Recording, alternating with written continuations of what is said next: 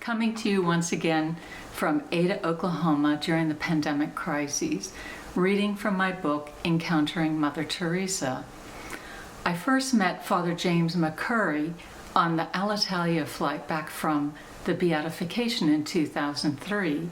I was introduced to him by a great devotee of Mother Teresa, Uncle Hugo, who donated millions of miraculous medals, the ones that she used to pass out to visitors every day when we would sit and greet her, ones that she would pass out to volunteers and guests who came to the Mother House in Calcutta and in her stops around the world.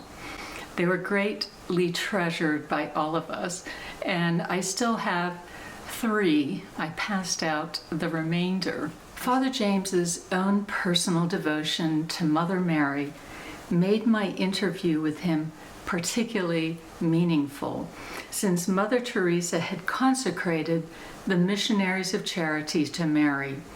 Father James told me, whenever there was a need, even to get the rain to stop, she prayed the Memorare.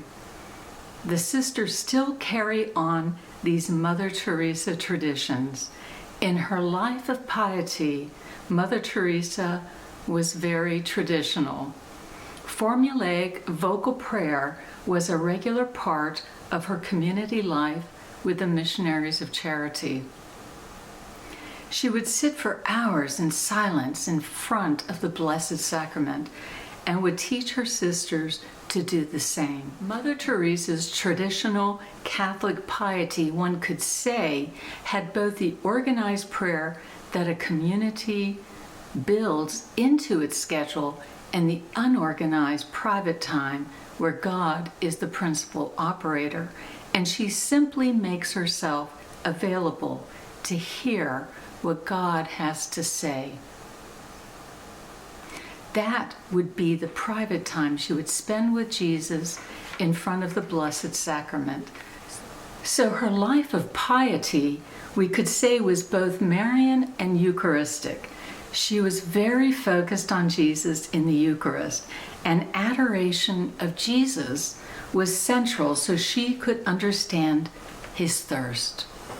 And to understand his thirst, she entrusted herself to Our Lady. I had a very poignant moment with Mother in Washington, D.C. at a home for AIDS victims when I presented her privately an award in honor of St. Maximilian Kolbe. And during our visit, she and I together recited the prayer of consecration to Our Lady that Maximilian Kolbe had composed. And she offered her whole life to the Blessed Virgin and asked Our Lady to take her and all of her sisters and to use them as instruments for the conversion and sanctification of the world. She really recognized that the Lord had given to Our Lady a continuing role to play in human affairs. That Mary wasn't just a distant figure from the past on a pedestal, but was a real woman, a real person, a holy agent of God who continued, at God's request, to have an active, dynamic role in human affairs. Mother Teresa once told me that she founded the missionaries of charity at the behest of Our Lady.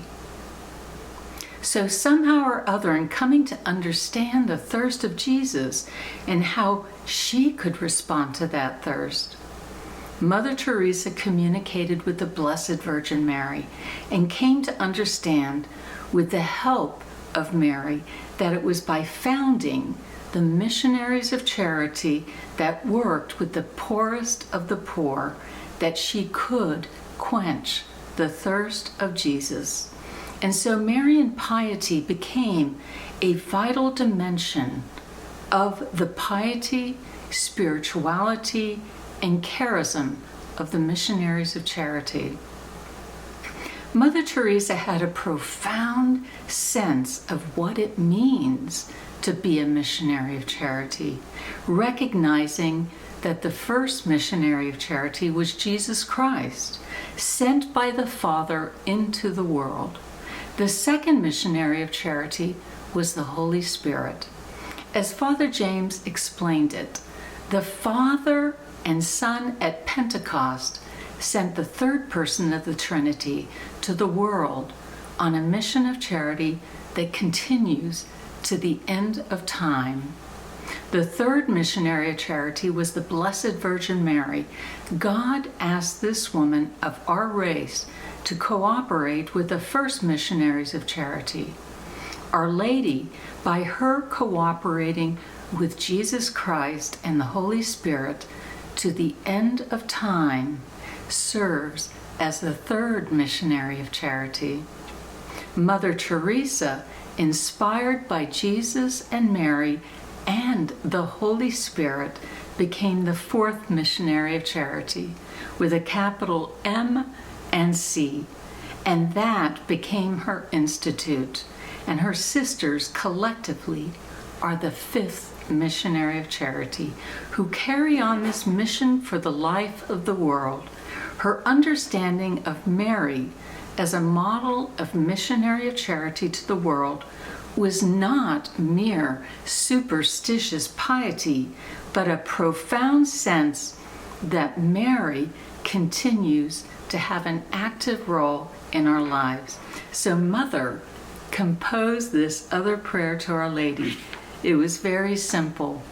Mary, Mother of Jesus, be a mother to me now. Mary, Mother of Jesus, be a mother to me now.